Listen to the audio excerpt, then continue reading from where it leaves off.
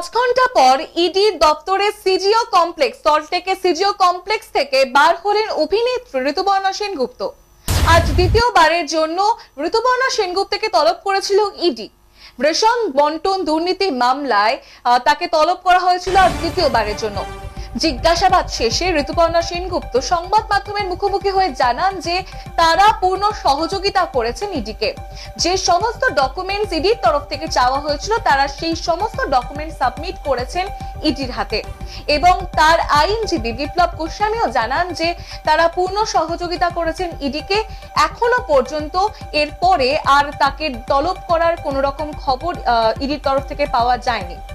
এছাড়া আর কি বলেন অভিনেত্রী ঋতুপর্ণা সেনগুপ্ত এবং তার আইনজীবী বিপ্লব গোস্বামী একবার শুনে নেব।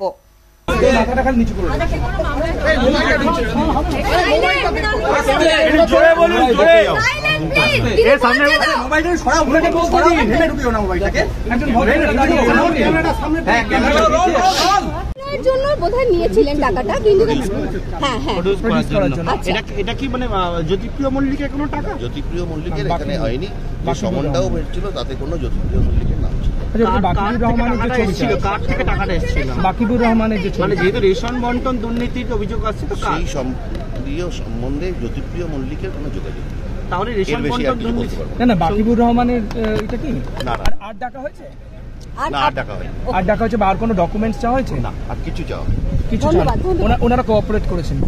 আর ঋতুদি সবাইকে দিয়েছেন টাকা ফেরত দিয়ে দিয়েছে। টাকাকে ওটা আগেই ফেরত দেওয়া হয়ে গেছিল। आप देख रहे हैं न्यूज़ UNI।